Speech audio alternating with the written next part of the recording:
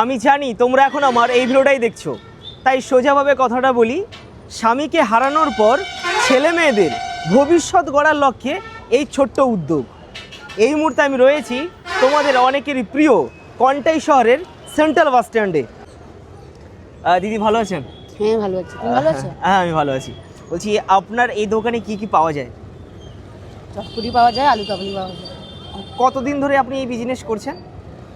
আমার স্বামী মারা গেছে 2017 সালে। 2017, এখন চলছে 26, 18, 19, 20, 21, 22, 23, 24, 25, 26, 8-9 বছর ধরে আপনি এই বিজনেসই করছেন।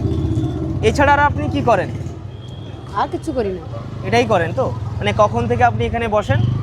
বিকাল 3টে থেকে রাত 9টা। বিকেল 3টে থেকে রাত 9টা পর্যন্ত। আপনার ছেলে নাকি? দুটো মেয়ে। দুজন মেয়ে। বয়স কত?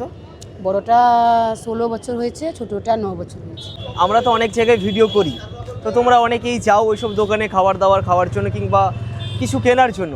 তো প্রত্যেকেই বলবো তোমরা যারা কাঁথি থেকে আমার এই ভিডিওটা দেখছো, অবশ্যই এই দোকানে এসে একবার চটপটি শুধু পাওয়া যায় তো? চটপটি আর আলু কাবলি। আলু কাবলি। আচ্ছা, যদি ভালো লাগে অবশ্যই একবার এসে এই দোকানে ভিজিট করে অবশ্যই একবার টেস্ট করবে তোমরা, ঠিক আছে? আর কাঁথি থেকে দেখলে তো অবশ্যই কমেন্ট তো তোমাদের করতেই হবে।